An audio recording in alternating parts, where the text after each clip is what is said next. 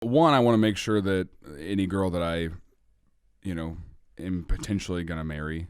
That sounds like I'm gonna marry multiple girls. That's not what I mean. You know what I meant? Like, We understand. I wanted to make sure pretty early on that, it was a priority to care for those that can't care for themselves, and to use the resource that I had. Because I grew up middle class and privileged, and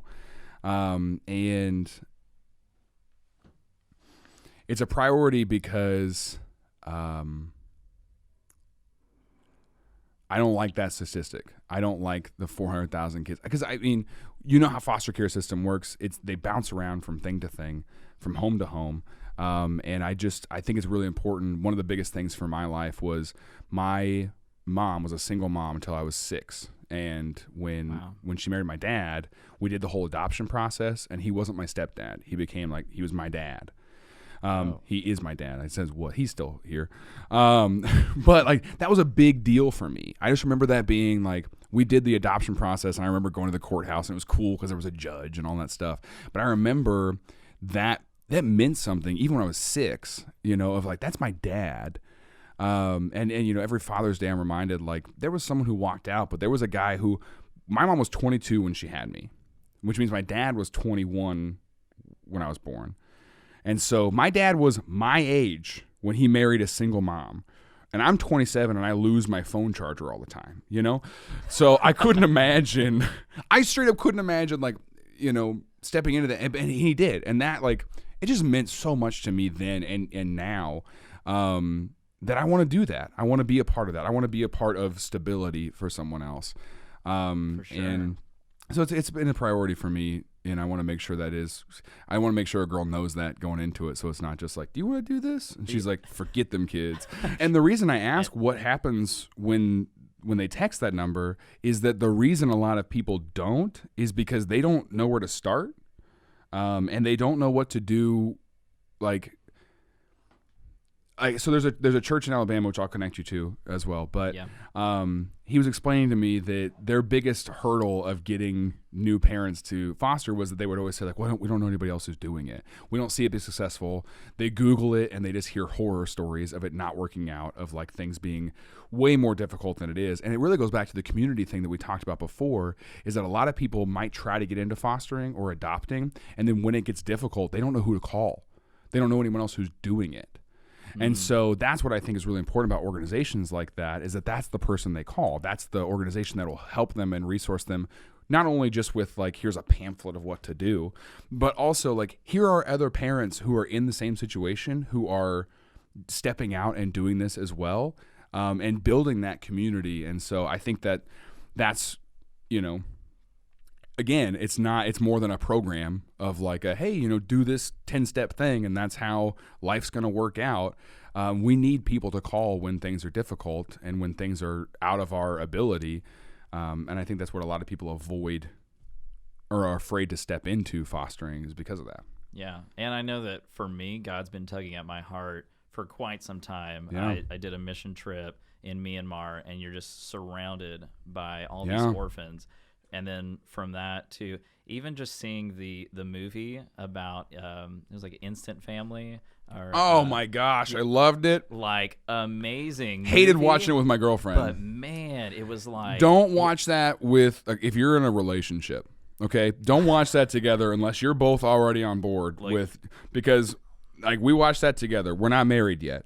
We watched that together, and she's crying at the end, right? And she just looks at me you want to start a family tomorrow? Oh, yeah. Because, that's what you want to do after you watch it.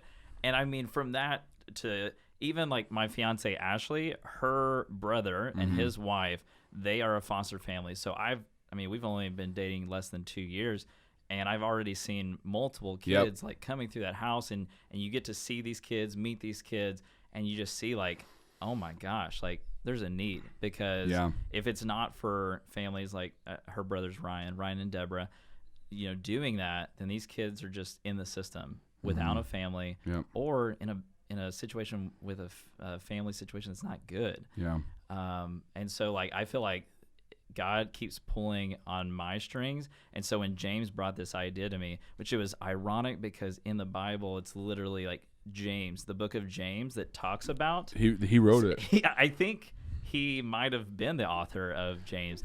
And I'm like, whoa, like, I don't know. God's Do we know telling how me old for he James, is? yeah. But I think that Yeah. in all of that, I'm thinking to myself, okay, like, is this a calling for me? Like, is this what God's put in my heart?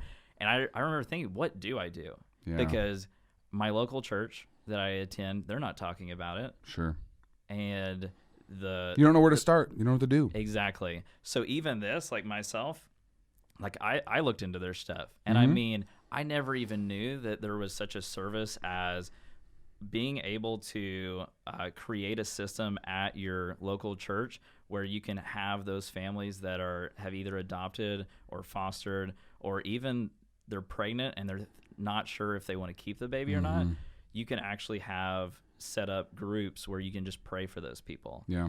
And it's crazy because, I mean, the rock climbing gym I go to, I'm talking to guys and girls that have fostered and adopted. I would have never known that until I bring up the conversation when they're like, so what do you do for a living? I'm like, well, I'm starting up this podcast called Young Married Christian, and this is what our mission is. And they're like, oh, yeah, we've got a little girl, or, oh, yeah, we got, you know, and you're like, wow, there's a lot of people that are doing this.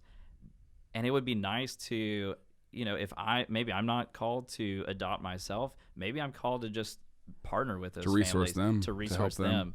Yeah, because a lot of people think that it's all or nothing. Yeah. You don't got to save the world. You don't got to save the world, Jesus but you know. already did it. You're right. Yeah. You don't got to save the world, but you know, like you said, you wouldn't know that they had fostered unless you had those conversations. And that's really what I was trying to get to before, is that the heart of community is getting to know those things and getting to know someone beyond we work at the same place, or we go to the same church, or we go to the same rock climbing gym, or whatever. Right. And people think of ministry or, you know, loving Jesus as these categories of, well, I sing worship songs and I read my Bible and I serve at church, and, you know, and that's what I do. But really there are so many opportunities that God is moving in friendships like that, where you get to talk to parents who are fostering, you get to talk to couples who are considering it. You get to talk to moms who don't know if they're going to keep their child or not. And you say, hey, there's options. There are things we can do. And I'm here to I'm not here to get you from point A to point B. I'm here to walk with you along this whole journey. And that's a really big thing. Hey y'all, we hope you loved this conversation. Here at Young Married Christian, we are on a mission to see a gospel-centered home made available for every single child in the foster care system. There are 400,000 kids in the foster care system, and there are 400,000 churches in America. Wow, that is crazy. This is absolutely a solvable problem, and we want to be a part of it. If you want to join us in that mission, text the word freedom to 833-370-1610. 833-370-1610. 833-370-1610. I just did it. And another thing you can do that is really helpful is to smash the like button on this video. Smash it like Satan's face. Crush it like it's Lucifer's head.